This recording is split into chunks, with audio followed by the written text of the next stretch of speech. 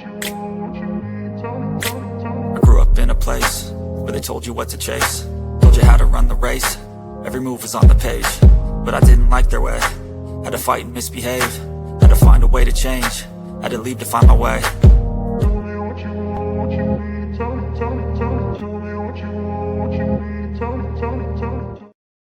What is going on, everyone? Welcome to episode 3 of Gamble, the high stakes game of life. My name is TJ Lasig. I'm your host on this podcast where we're talking all things risk reward, whether that be poker, fantasy sports, business, and any other game formats where the stakes are high and there are edges to be found as we navigate our way through this game we call life.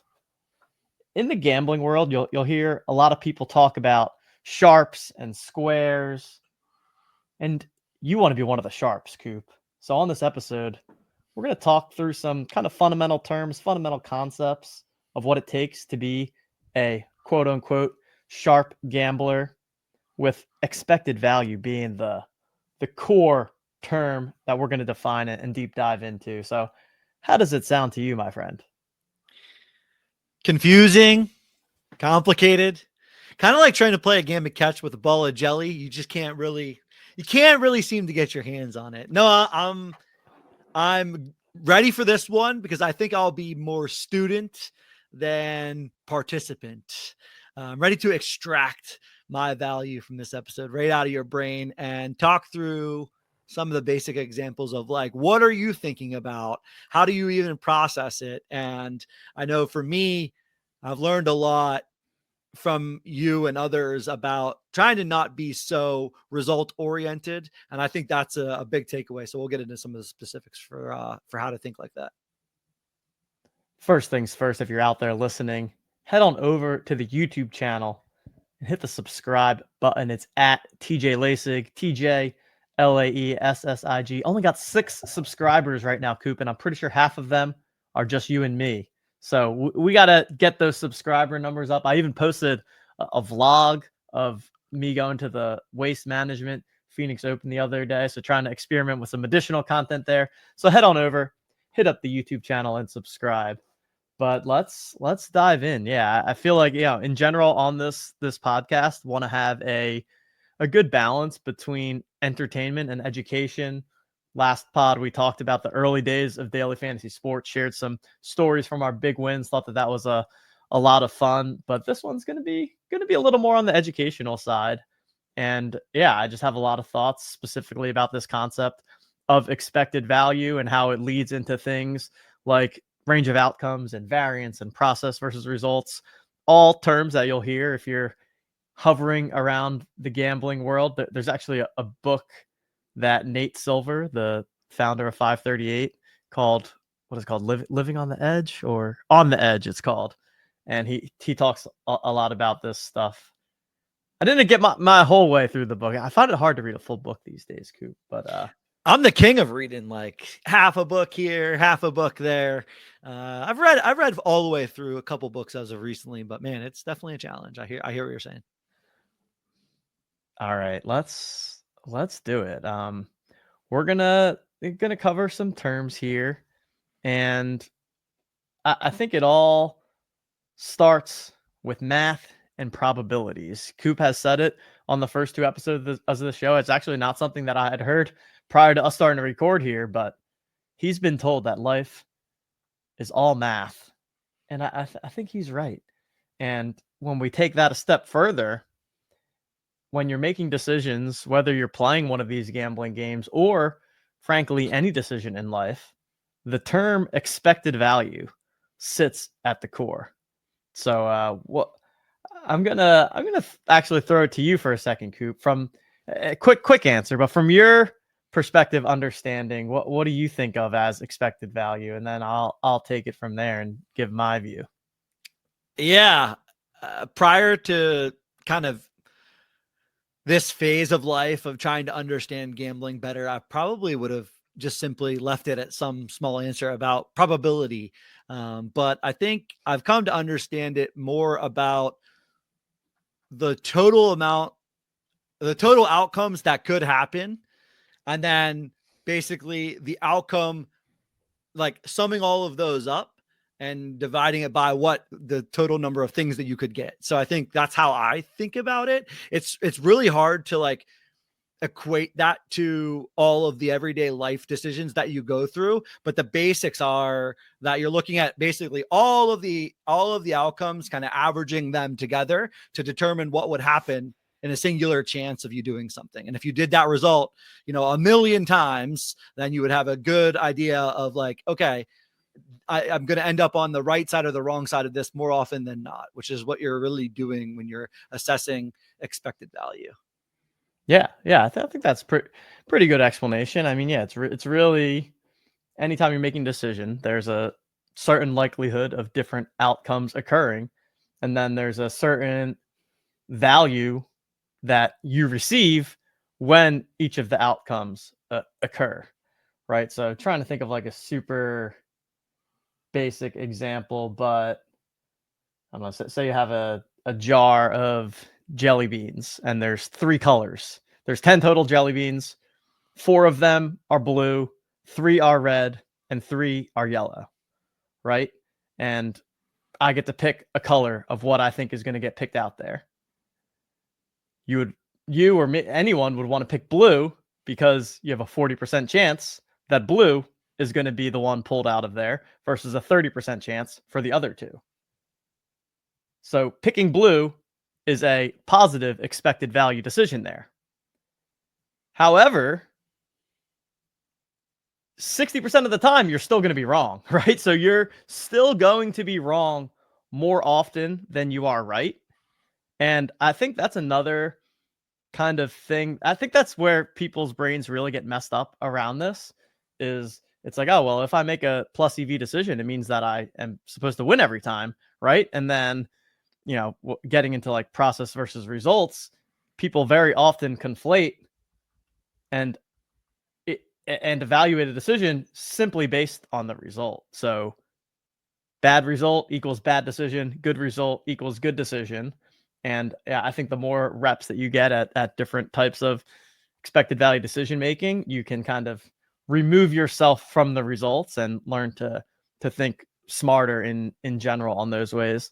And yeah, like this is applicable in so many different ways of life. And a lot of the time, the highest leverage opportunities are ones where most of the time you lose, but when you do win, you win big, right? And that's where the real leverage is in lots of different things. I think venture capital is actually one of the best examples of this, where the whole game of venture capital and investing in things like startups is that you are putting in money into a bunch of different companies, knowing that, say you invest in 10 companies, expecting 9 of them to fail and go to zero, but the one that hits is a 100x, 1000x, 10,000x. And all you need to do is hit on one of 10 and you get all of your return back at a massive, massive multiple. So yeah, I think one of the things with EV is getting comfortable with the fact that you're going to lose a lot and being able to have a decision that you make that ends in a quote unquote bad result, but still have the confidence that you went through the right process to make a good decision. It just didn't work out that time. And I think poker is the most clear of where you get to actually see this and live this, because we've used this example before, but you get a hand, you get all in with pocket aces against pocket eights or any other smaller pair. 80% of the time you win, 20% of the time you still lose. And that's 1 out of every 5 times. Like that's not that infrequently. And yet, how come, Coop, every time we get it in with the best hand, we are shocked, absolutely shocked when we lose? Yeah, I think that's where you have to learn a little bit about that separation of process versus result. And you could call it luck or whatever you want to essentially associate that with. But in general, you have to get comfortable that you made the right decision. And no matter what the outcome is, the decision was still correct. You could have a poor outcome where you make the right decision and then you are simply getting comfortable with, well, you can't be right 100% of the time. Everyone likes to say hindsight is 2020. I think that's a quote people normally hear a lot. And that's because everyone is really result oriented. You're sitting there saying, well, if you did this, you would have been right. And if you did this, you would have been wrong. But I don't necessarily think at the decision point that even that could have been always correct. You generally want to put yourself in a spot where the most positive, you have the most success or the most chance of the positive outcome always, at the decision point. Even at the end, if the result doesn't come true, you would continue to put yourself in that situation, because the majority of the time you will come out better than not. So I think it's about evaluating the process and separating the result from the process. Yes, 100%. Which is not easy to do, and not, I would say, natural to do, because it's uncomfortable to get something wrong. It's uncomfortable to appear to make a bad decision. And I think that has a lot to do with it too. We talk about the world being math and all of that, but there's tons of psychology involved in all of this too. And I wasn't even expecting to say this, but like, I think there's a big thing about being afraid to be wrong in front of other people, that it is a thing in many situations. And I think poker is another great example of this, of how most beginner to intermediate players are afraid to bluff or afraid to take a chance on making a certain play, because if it doesn't work out, the other 8 people at the table are like, well, that was dumb. And they don't want that to happen. Whereas all the super pros are making those plays, and if it doesn't work out, they're just on to the next hand because they are confident that the decision was a good one. And yeah, I think the psychology element is super interesting. Even if you understand all of the mathematics of expected value, there's still a psychological barrier that you have to get over to actually implement that into how you live your life. Yeah, that's well said, because I think it's never as simple as the math suggests. If you could eliminate the human being element of all the decisions, then you would simply be left with math. But the fact that we're living, breathing, humans that aren't, for the most part, just simply calculating life based on probability and expected value, there's always other elements at stake. So I think that's pretty well said. What are the biggest examples where expected value was really present, or you sort of instantly recognize it? Is poker, is it in fantasy sports, or where do you recognize EV the most when you're kind of going about your gambling activities? Yeah, poker and fantasy sports are definitely two of the originals, and that's a big part of those games. But the NBA Top Shot stuff, actually, I think, is one of the more simplistic ways where it comes to fruition. So let's go through an example of that first. For anyone that is not familiar with NBA Top Shot, it's essentially digital trading cards. So rather than having a physical card of LeBron James, you can own a video of LeBron James making a dunk. And the same concept could apply for physical cards too, right? So you can think of it either way. So let's hit. I wrote up a little example here. We'll try to just walk through it high level, not get super. You don't need to bring your pen and paper out at home. But say that there are 10 packs of cards or packs of NBA Top Shot moments, right? And each of those packs has one card in the pack.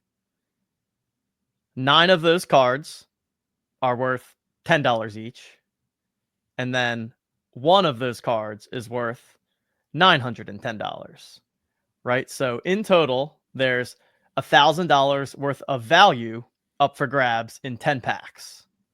That makes the math easy, makes it clear that the expected value of each pack is $100.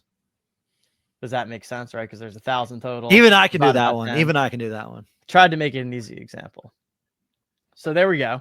Your any given pack, your expected value is $100 because, but the kicker is that is because you're basically taking that chance of hitting the one that is worth 910, right? So say the pack costs $69. Hashtag nice. You will lose money on that pack 90% of the time. 9 times out of 10, you will spend $69 and you will get a card that is worth $10. That sounds horrible, right? Why would you ever want to do that? But that one time, you hit it big and you hit the $910 card, which makes the chance you took on opening that pack mathematically, quote unquote, worth it. But to me, that's a great example of people are going to open that, get the $10 card, and be like, oh, buying that was a bad decision because it didn't work out for me. How did that example sit with you, Coop? We're trying to get too into the math, but I feel like it kind of illustrates what we're talking about. Yeah, I think it simply describes that based on your risk tolerance, right? Because I think now we bring in something like risk tolerance. Good call, yes. And you bring in the element of money and real spending. So, and you also bring in, we talked about last episode, we talked a lot about what your interests are, where you have interest or where you have, where you're going to spend your time. So you have to consider all of those things. But I would say the average person would look at that example and they would simply say, it's not worth it for me to spend my $69 because I'm going to lose 9 out of 10 times. And if you could put yourself into that result, you would say exactly what you said. Oh, it didn't work out for me. But if you if you sort of removed the result and you said, hey, you were going to get this feeling 9 out of 10 times, I think most people would tell you, okay, this is not worth it enough for me to go ahead and make that purchase and quote unquote, then be losing money. Of course, when you open that card that is worth $900+, you feel on top of the world. You feel like you made the right decision. But I think you need to go back and question yourself at the decision point. Did you really understand that that's what you were doing? Did you really think through the math? And some people, are here to gamble, right? And that makes sense. But I think in that example, you're truly gambling. You're taking a 1 in 10 shot at receiving expected value that is on and above the amount that you're willing to put in. So I think it's a good one. I think that illustrates it pretty well in a simplistic format. And I know some of our listeners may be NBA Top Shot fans out there, so I know that they'll get that one. And we talked about poker a bit. Fantasy sports wise, there's a couple different ways to do it. I think entering a contest is probably the main one. So last episode, if you didn't listen to episode 2, we talked about the original days of DFS, Daily Fantasy Sports. And specifically, we talked about the concept of overlay. And just to rehash, overlay is a scenario where, say that there's a contest that is $10 to buy in, and it's a $10,000 guarantee. So that means that there needs to be 1,000 people that enter at $10 each to generate that prize pool. And the prize pool is $10,000 no matter what. We're ignoring any kind of rake in this example. But that contest, so okay, $1,000, everybody puts in $10, no rake. Each player, given no skill advantage, is $10 in expected value. You're just expected to get your money back on average. But if only 500 people enter that contest, there's still $10,000 in the prize pool. Well, now the expected value of every entry has doubled and is worth $20. Following that math? Following that math. So that is another example, talking about the overlay, how simply by playing, the contest was plus EV, because it wasn't filling, right?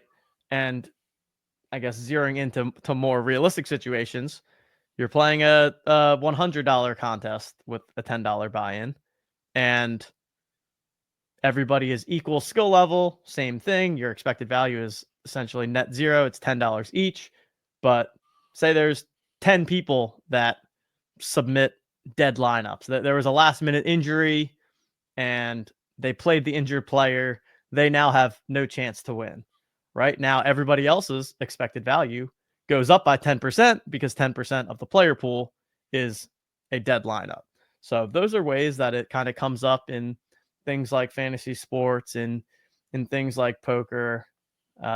Yeah, poker. We talked about the kind of odds of flipping, but any other questions or thoughts from you on how it may apply to the poker type of example? And then we're also going to talk about some random real life examples and how I think that can kind of apply to try to illustrate that for maybe the non-gamers out there. Yeah, I think you're describing, when we look at the fantasy sports example, basically you can always do the straight on straight math, but I think the people that are thinking at the next level, and how I try to think about things, is there are a lot of variables that come into play and that are part of the equation. And that's where the math gets essentially not straight, right? Not straightforward. The Top Shot examples are so great because you can simply just straight do the math and you can essentially calculate exactly. When you're playing these games of skill like poker and like fantasy sports, and when you're putting in the quote unquote extra work to raise your level in those games, you then have to at least slightly account for who you're playing against and what skill level you are. And, what, again, we talked about risk tolerance, what your risk tolerance is. So I think a lot of those things, while they aren't, I would say, directly impacted potentially on the EV, they impact how you think about the decisions, right? And we use EV mostly to evaluate decisions that we make. And we'll talk about a few real life examples, but yeah. So here's I'll do like a simplified poker example. You're playing No Limit Texas Hold'em. Yeah, you seal flop. It's you against me, and I have some kind of hand with a straight draw and a flush draw, right? And I don't know. Say the odds. This probably wouldn't be the actual odds, but say the odds are, and you have a pair, right? So the odds are 50-50, just straight up. If we just flipped over the cards and played out the turn and river, 50% of the time you would win, 50% of the time I would win, right? Correct. Now, how you can kind of leverage that in game is that, well, there's two ways to win the hand. I can either win the hand by hitting my straight draw or hitting my flush draw, making the best hand and win that way, or I can win the hand by making my opponent fold. And that's where you kind of get into this mentality of playing a more aggressive style, knowing that the equity is 50-50. Whoever plays more aggressively typically then tilts the scale in their favor. And this, to me, is not just in poker, but in life. I have this kind of philosophy that, again, not just in poker, but in life, playing conservatively is actually the most risky approach. If I play that hand conservatively, I am putting the control out of my hands and saying, I'm just hoping to hit my straight, hoping to hit my flush so that I can win. Right? Which is actually pretty risky because I have no control over whether or not the coin flips to heads or to tails. And I probably want to do an episode on that concept in general, because I think a lot of people are kind of pushed into this trap of like, don't take risks, take the conservative route, get the, do the steady path, follow these things. But to me, that just almost guarantees, not necessarily failure, but guarantees a certain outcome and actually implements risk into your life that you don't realize. So understanding the idea of expected value, the idea of equity, and using that to then make decisions accordingly again, being okay with the results either way. I think that's somewhat of another example there where, like you said, it's not always just mathematical black and white, but making the decisions knowing that the math is behind your decision can be a strong way to just go about all of these different types of situations. Yeah, you took us a little bit inside your brain there, which I think is good. I think poker is an easy example for people to relate to in some way, shape, or form. But I think you said it pretty well there. If you're playing it conservatively, then you seemingly are taking away one of your options or one of your methods to win, right? And that could be equated to life or in poker hand in general. But if you want to play the poker hand aggressively, and you're keeping your options on the table of getting your opponent to fold and potentially hitting your hand. So I think there's two options for you to quote unquote win the hand. So I think that that makes sense and takes us into a little bit of the way that you think about these things and how you're sort of calculating EV, and then that is then dictating what results that you take, knowing that like, hey, this could happen at the end, but it helps you then to inform your path forward. High level in poker, you want to pick good hands and play them aggressively. And I think similarly in life, you want to pick good situations and play them aggressively, right? I think that's kind of a thing that can translate it. It goes back to the old Rounders quote from Mikey McDermott, talking to the professor, in the judge's game. If it's good enough if it's good enough to play, you got to be in there raising. And yeah, I think approaching things with a more aggressive mindset just gives you multiple outs to win. And that's really all we're looking to do in all of these games and in life, is to give ourselves as many outs to win as possible, put ourselves in a position to quote unquote get lucky. I think that's another thing that comes with all of this expected value talk, is the concept of being unlucky versus lucky. But that just doesn't exist. Yes, you can be lucky or unlucky in a given moment, for sure. In one run of cards, in one run of a pack opening, in one run of a fantasy football game, and how it plays out, you can be unlucky or lucky in that one time. But there's no such thing as a person being lucky or being unlucky. That doesn't exist. That's not how math works. Everybody is exactly mathematically the same amount of luck, the same amount of unlucky. But the people that you look around and you're like, that person's so lucky. Well, they're probably just putting themselves in good situations a lot of the time. And then you're only noticing the ones where they win. And then you're like, they just got lucky. And yeah, I think that certainly applies. What are your thoughts on luck, Coop? Does luck exist? Is that a thing? I think luck is mostly a product of circumstance and observation. You remember the times that you got lucky, but you remember way more the times that you were unlucky. So it really matters how your brain is wired, in terms of trying to identify other people that you think might be lucky or unlucky. I think is a fool's errand.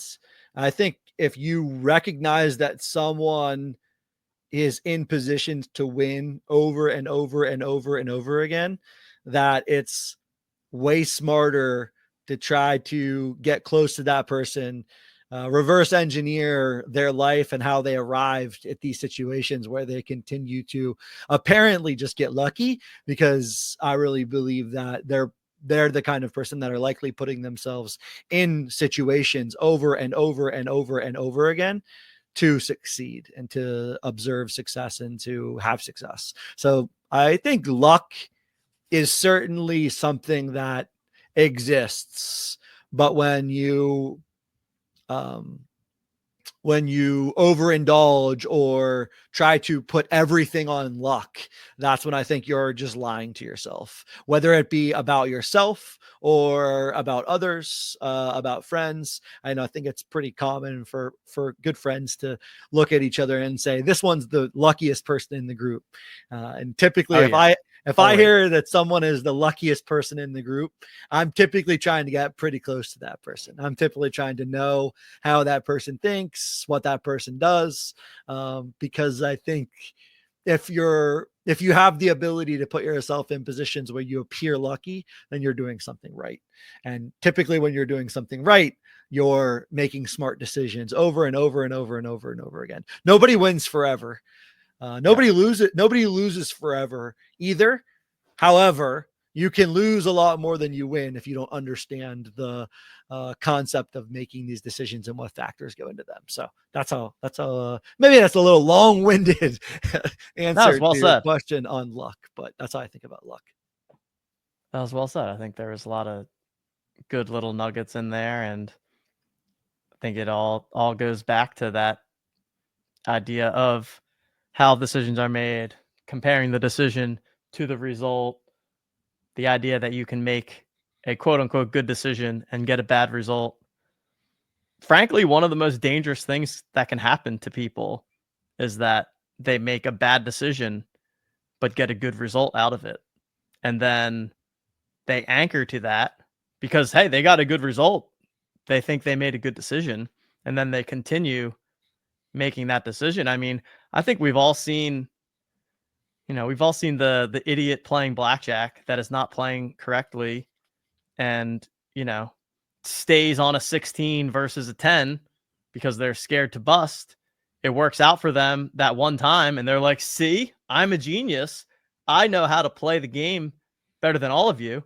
And then they spend the rest of their life always staying on 16 against the 10 and they And lose losing a that hell of a lot decision more than winning. over the long term. So, yeah, it can be dangerous to get away with making poor decisions, and I think just being aware of that. Blackjack is actually an interesting one for all of this kind of stuff because there's talk about how psychology can play a factor there. I mean, I think we've also all seen every time you have an 11 against the 10, you're supposed to double down, right? But we've seen the person of, oh, well, if they have a $10 bet down, they'll double down every time. But if they bet 50 this hand, they're like, oh, I don't want to do it. I'm scared and I'm not going to double this time.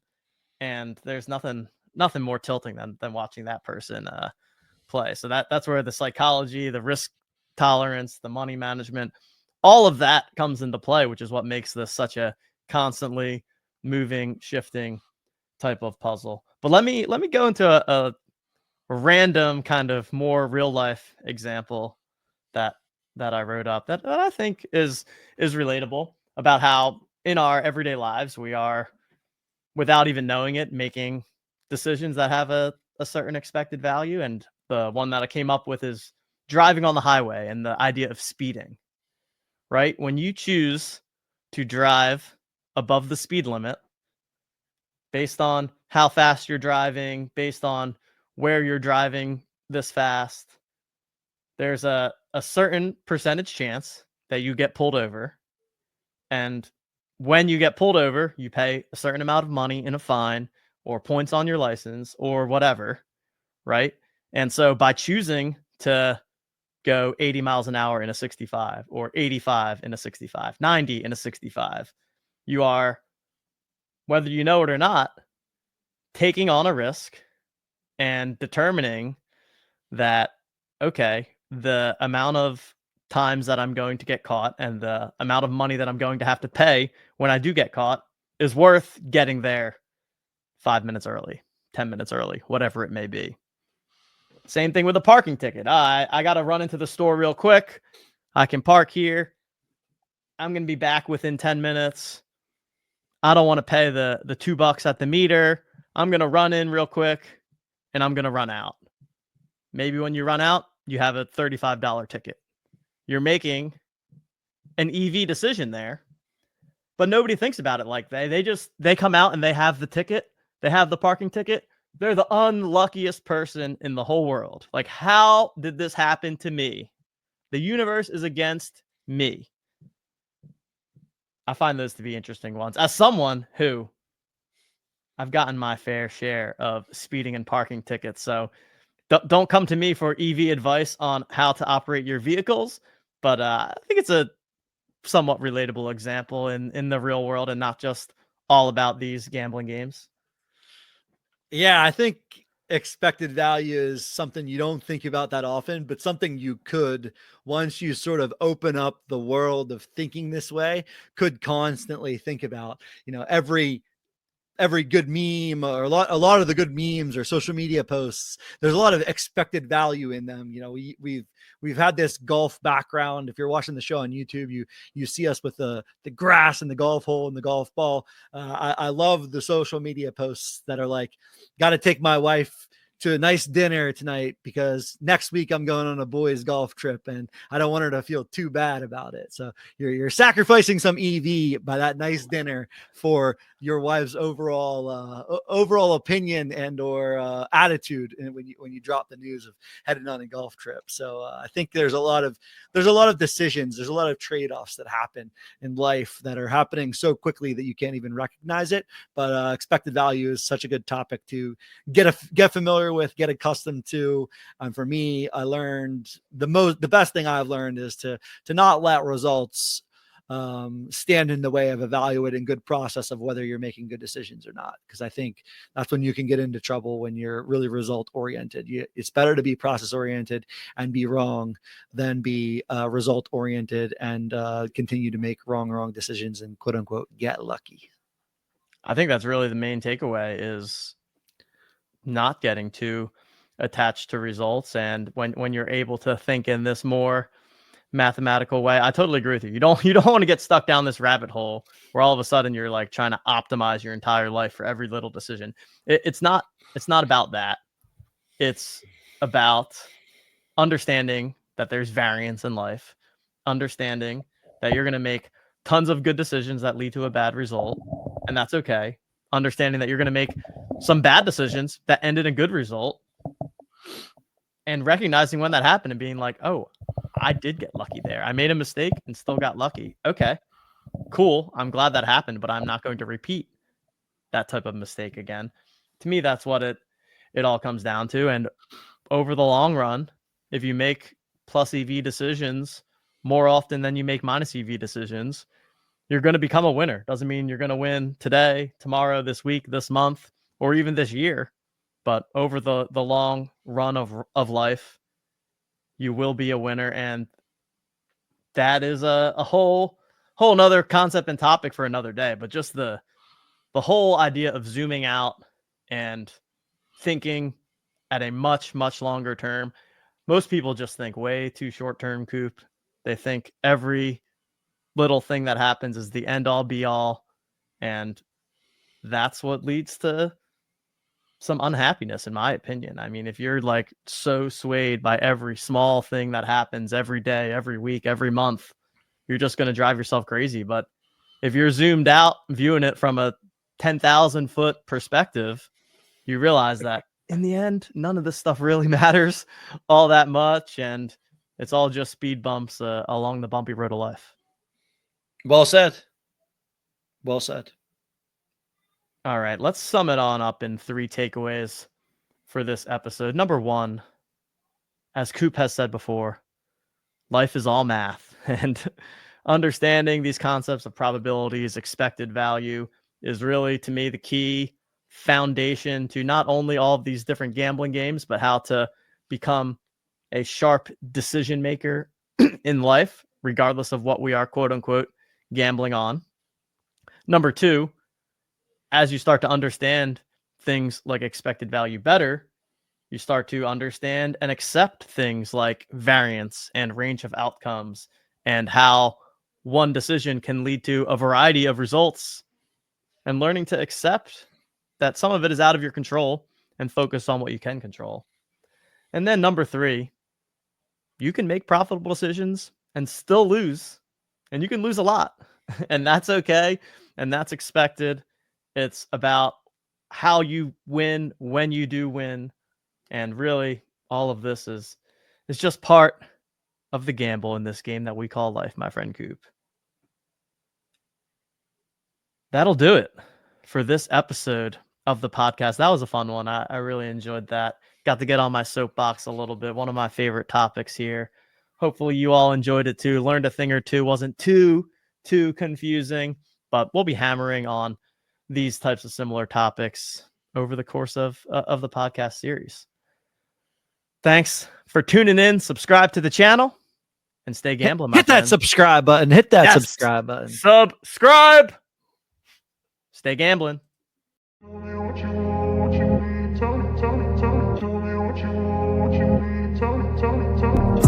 Caught up in a daydream, I beat my mind up there almost daily. It's how I pass time, no opinions safely. It's how I understand what I want in this place. See, cause everybody wanna tell you bad things. What could go wrong, what fame brings, but success is a finicky thing. And if you ain't sure, no, it'll never be.